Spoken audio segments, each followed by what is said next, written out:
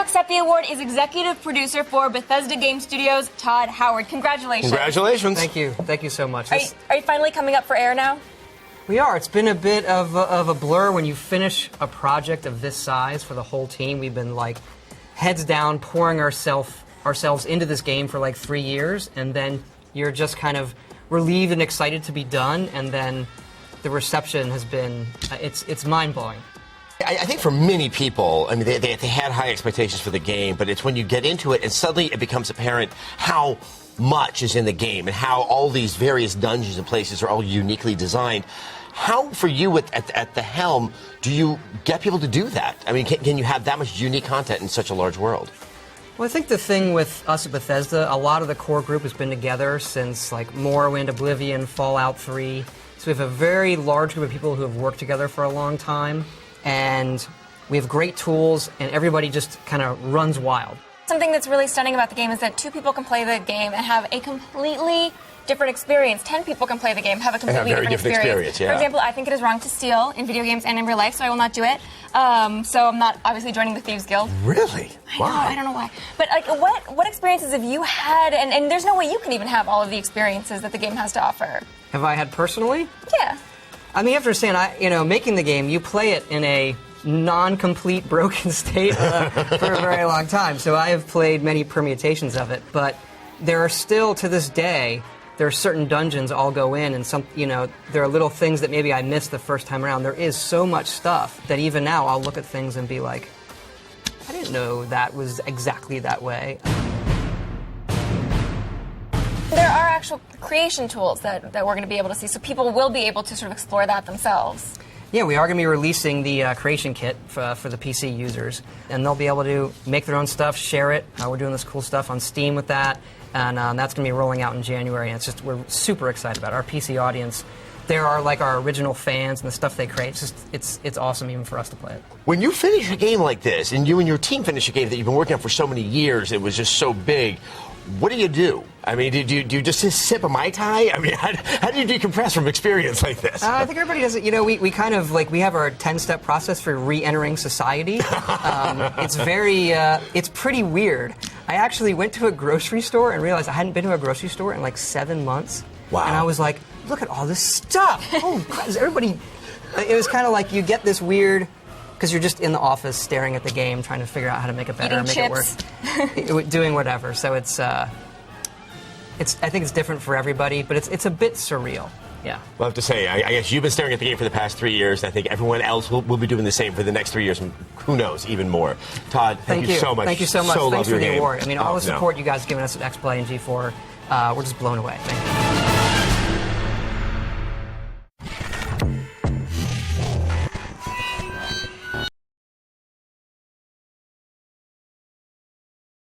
Hi, this is Todd Howard of Bethesda Game Studios, and we're here to show you a sneak peek at our latest game, Skyrim. Each time we do a new Elder Scrolls game, we like to start fresh, and Skyrim is no different. Coming off of Oblivion, and then the team did Fallout 3, we had a huge list of things we knew we wanted to do technically with the current generation of hardware and PCs to bring a virtual fantasy world to life. So we've rewritten the render, we've rewritten all the gameplay, the scripting language, the faces, the foliage, and all this comes together in our new engine we call the Creation Engine. So we're interested in all the little details like this plant here, the medium details of these logs and trees, and all the way up to distant mountains. And if you've played our previous stuff, you know that mountain is not just a backdrop. You can walk all the way to the top of that mountain. And it's a huge world. Like our previous games, you can create any kind of character you want and then go do what you want. The game's primarily designed as a first-person game, but you can also play in third person.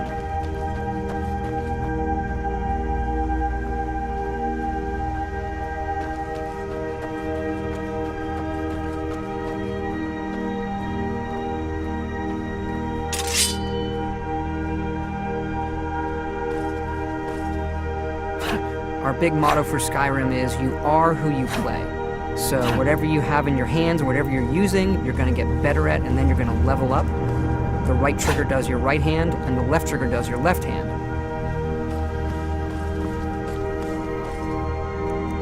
and you could put either a weapon or a spell.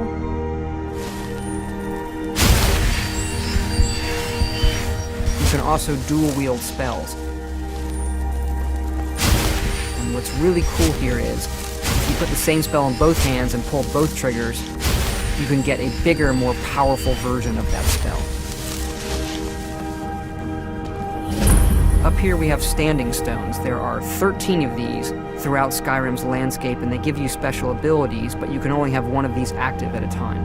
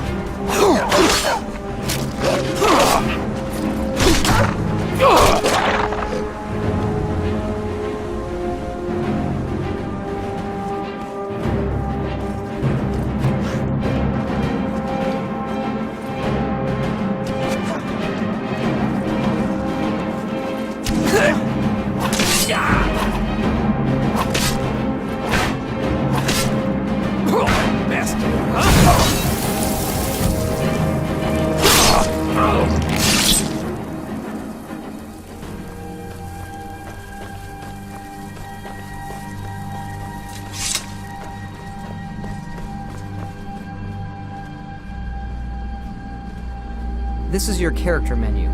Here you can see all your items, not just what they do stat-wise, but also what they look like. Each of the thousands of objects you can find can be zoomed in, rotated, and looked at in high detail.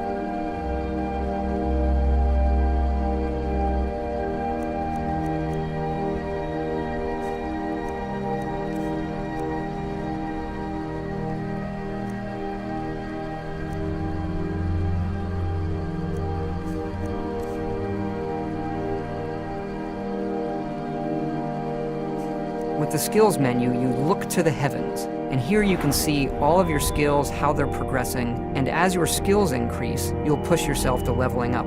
The higher the skill, the more it affects your level progress. And when you level up, you get to pick a perk. Each of these skills has its own perk tree.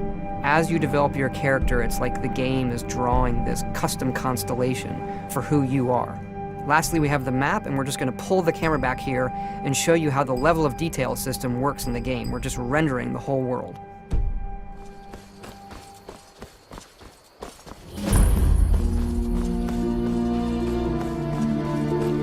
A dragon! I saw a dragon! What? What is it now, Mother?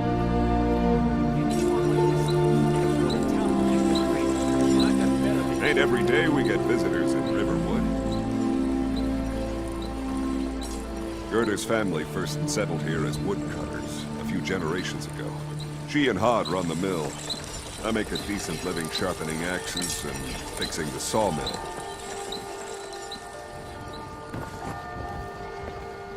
Here for work? Get an axe. And bring me all the wood you can chop.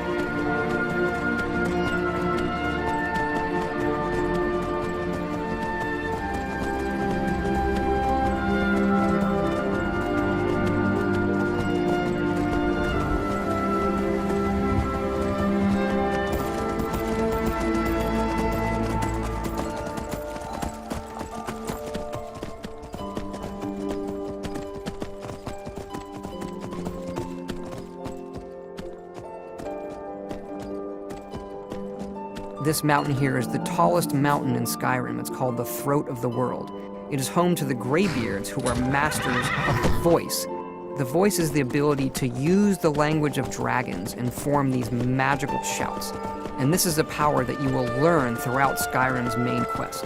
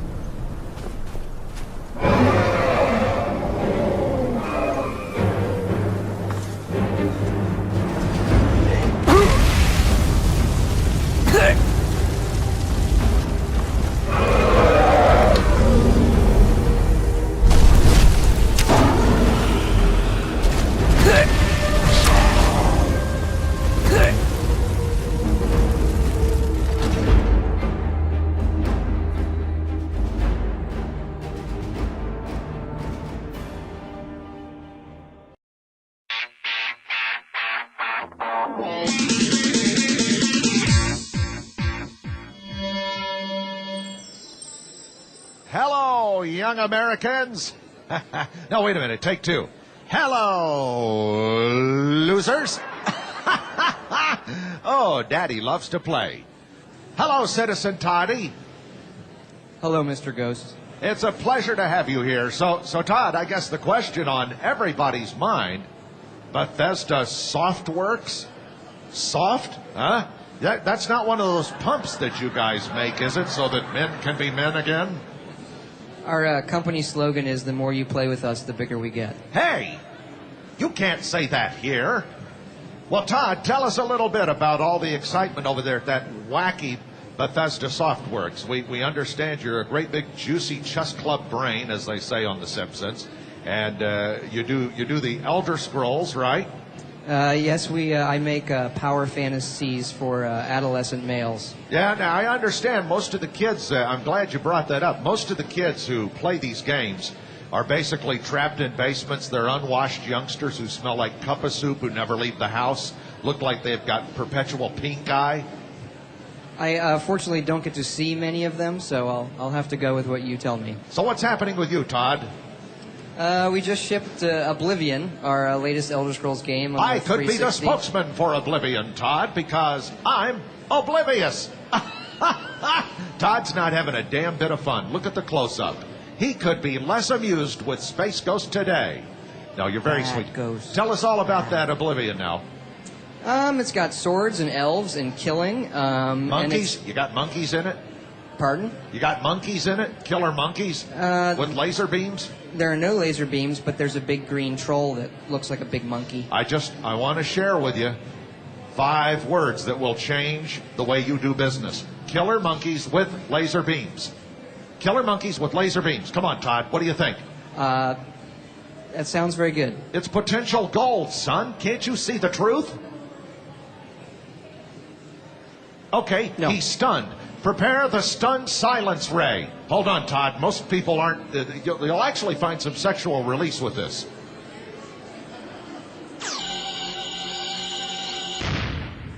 How'd that feel? Huh? Excellent. That was excellent. See, you'll never need Avodart again. You won't have the frequent trips to the bathroom in the middle of the night.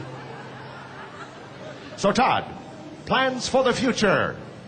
Flying monkeys with laser beams. Flying monkeys with laser beams. We're currently making Fallout 3. Flying monkeys with laser beams? And it's going to have flying mutant monkeys with Gold! laser beams. Gold! Even better, mutant monkeys!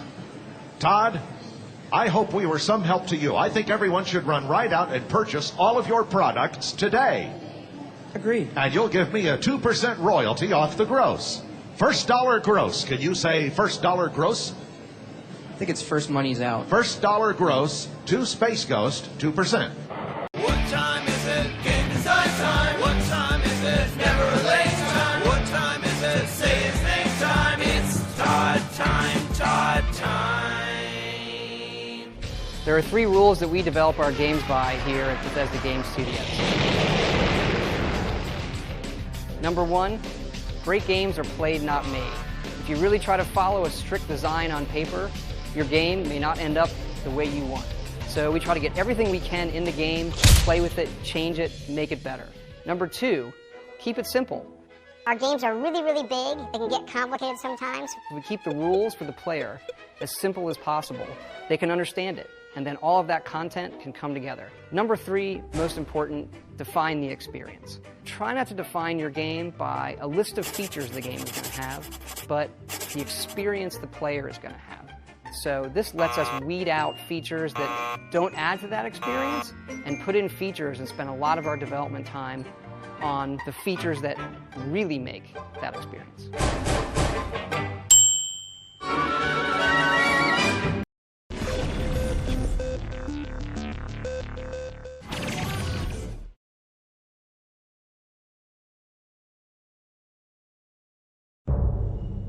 Hey, I'm Todd Howard from Bethesda Game Studios, here to give you a look at our latest game, Fallout 3. This is near the beginning of the game, when you're escaping from Vault 101, a place where no one ever enters and no one ever leaves. Your father has recently escaped the vault, and now it's your turn to head out into the wasteland and find out what's happened to him.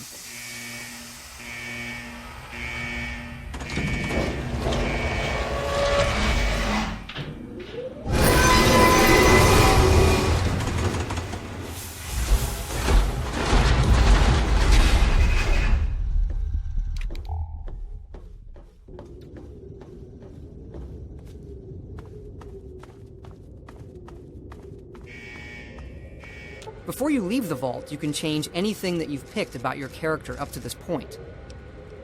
You can change your face, pick from various hairstyles, or choose from a ludicrously long list of beards.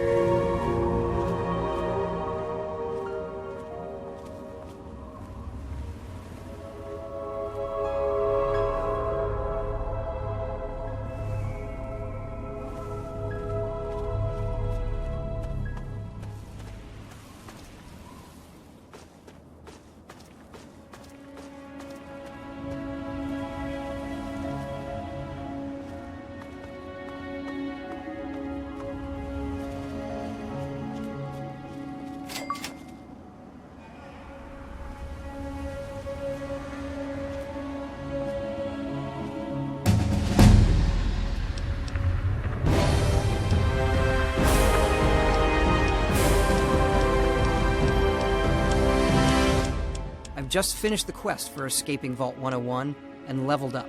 When you level up, you get to give out points to your various skills and also choose a perk. Perks are very powerful and very special abilities that your character has. You get to pick one of these every time you level up.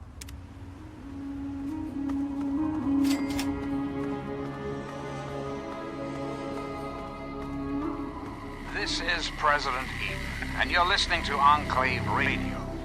The destroyed world of Fallout 3 is a world where nuclear energy permeated everyday life.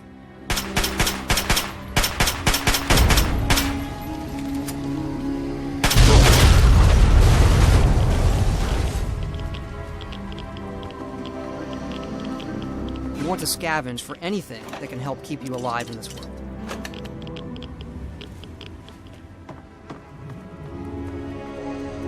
On my wrist is the Pip-Boy 3000. This is a PDA device that everyone gets in the vault when they turn 10. It holds all of your stats, your weapons, your items, the quests you have, maps, everything you need to manage your character.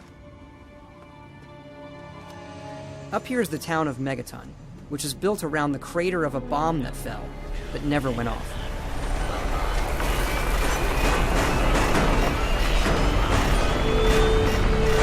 Have yourself a nice visit, partner.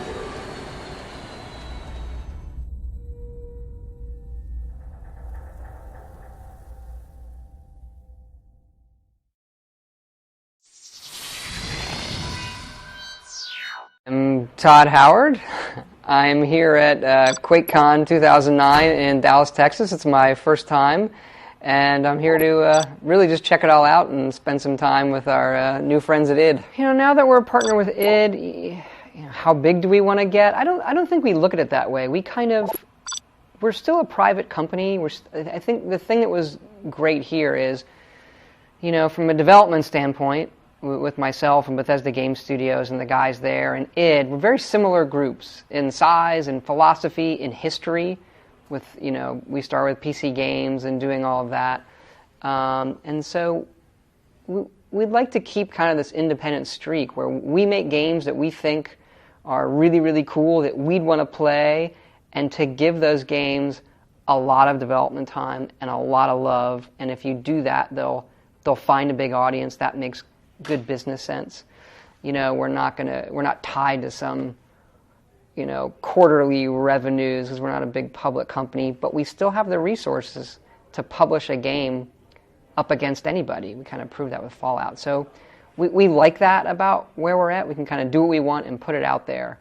And so how big do we get? I don't, you know, too early to say. We sort of take it as it comes, one thing at a time. But we're definitely talking to other developers that might want to work with us as well. So see what happens. We might be having a different conversation next year. I think id Tech 5 is phenomenal technology, obviously. You know, John Carmack, it doesn't get any better than that. How well either that whole technology or really parts of it suit what we're doing at Bethesda, it's to be seen. There isn't any mandate to we have to switch or they switch to something. It's, you know, I sort of view it right now like, you know, we're at a big buffet and someone just rolled in another table full of more. Look, there's more food. What do you want? So we're sharing stuff right now, and you know, they can look at our stuff, we can look at their stuff, and we're very friendly and talk. And you know, it might be that we implement an idea they have for doing something, or we actually use code, or vice versa. It's kind of take it as it comes. But the individual projects are, you know, it's up to the groups what they want to do. And the PS3 DLC is going to start rolling early September. And we're, you know, going to start with Broken Steel, and about one every week to 10 days on the PS3. Definitely something that's taken us longer than we would have liked to get on the system and make work well through the store and all of that. But definitely committed to getting it out for everybody. My favorite mod. This is an early mod. My favorite one is still one where you could call vertibirds and make them do things. So I played a lot of the initial ones. I haven't in a while, to be honest. Been working on other stuff, but that was an early favorite. It was one of those like, we should have done that. It was a good one. As far as the Fallout MMO stuff, you know, you probably have as much information as I do. There's really nothing new that I know of on that front, and it'll work itself out in the right ways, either legally or development-wise, I'm sure. So for Fallout New Vegas, I mean, me and my group aren't really involved. We obviously talk to the guys at Obsidian. We're, you know, friends with them, and but the game's in very, very capable hands. They're obviously a group who worked on Fallout originally. They know it really well, and they're doing their thing. And I think, you know, if you're a fan of Fallout, this is a game you're really going to like. So excited about it. Will we return to Elder Scrolls? I mean, I think one day we will. Whether I can put soon in front of that, I couldn't do that right now. I cannot do that. But it's obviously something we love, and you know, one day we hope to get back to it. Really looking forward to Batman: Arkham Asylum. I got to play it at E3. the basic fight mechanic is great. I know the demo came out and everybody at work's raving about it, but I've kind of stayed away from playing it because I don't want to. I know it's coming out soon, so I don't want to ruin my experience with the game by playing the demo, and I already played it at E3, but that's definitely the game I'm looking forward to the most. Right now, though, I'm playing NCAA football because I'm an NCAA football junkie, and it just came out, so I'm online pretty much 2-3 hours a night with that game.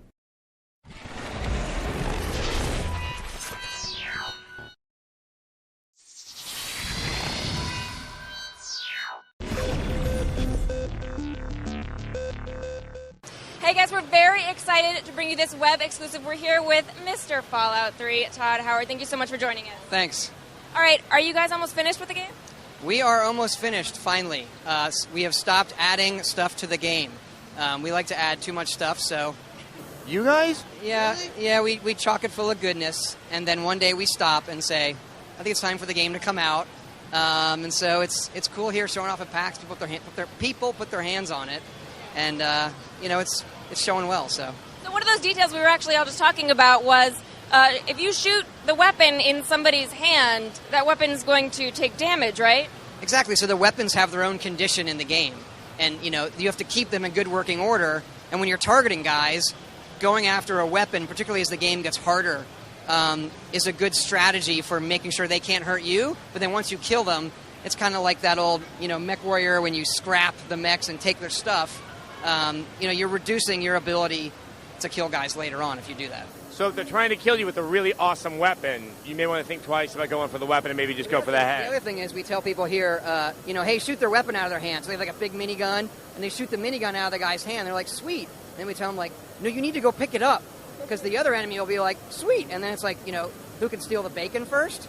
So then the other guy runs over and picks it up and starts wailing on you. So it's like a two-part, What are you noticing, like people's reactions and how they're playing the game that's surprising you? I guess I'm not surprised at how much they like the violence. They go right for it. People like to see the dialogue, so we haven't showed a lot of it. So they like to go to Megaton and go around and see the different personalities. But once we tell them, they only have 10 minutes. So if they go to Megaton and we tell them, hey, you only got a few minutes left, they start shooting the first person in front of them. Nice old ladies, and they only got a few, like, bam! They start going for it. And what happens in the town when that happens? Everybody goes crazy on you, starts shooting you, and you have to... it's a tough combat situation, so most people here die, or they just run out of town with bullets flying. No, the story is branching. You can make decisions in the story. I only played for a few minutes, and I was already incredibly stressed out about what to do. I mean, how do you make decisions, and how are your decisions going to affect what happens in the game? Well, a lot of them are kind of gray. You don't know, is this good or is this bad? That's what's so scary about it. And that's... So we mix it up. Some of them are very clear. Do you want to blow this town up? Clearly bad. Some of them are kind of gray. And we don't know... We try to set up situations, so we don't know who you talk to first. You talk to this guy first, like, yeah, that makes sense, I'll do that. And then you meet the other guy and you think, well, maybe, I don't know. So we try to mix it up. And how much time did you put into trying to get people's human reactions realistic? Because I think that's the thing about a lot of RPGs. You can walk into anybody's house and nobody cares, and you can break everybody's stuff and nobody cares. You can shoot anybody in the town and nobody cares. You just respawn. I actually have a funny answer for this. In your review for Oblivion, you jumped up and down on this table and pointed out that all the guards sat there eating. So we actually have dialogue. We wrote dialogue in Fallout for when you knock the shit around because of that video review of yours. And so we try to, what can the player do? And then we record lots of lines so people, even though it's not necessarily a bad thing, just having the characters on screen react. Even when you look at a locked door, someone will walk by and say, that's locked for a reason, so. We are nitpickers, aren't we? So XBlade makes Bethesda work harder. Yes. I don't know how to feel about that. Better, hopefully. Oh, that's nice, Todd.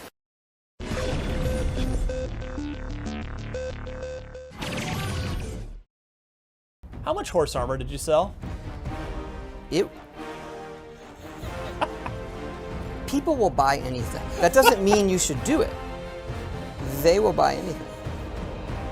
That sounds terrible. That sounds real bad.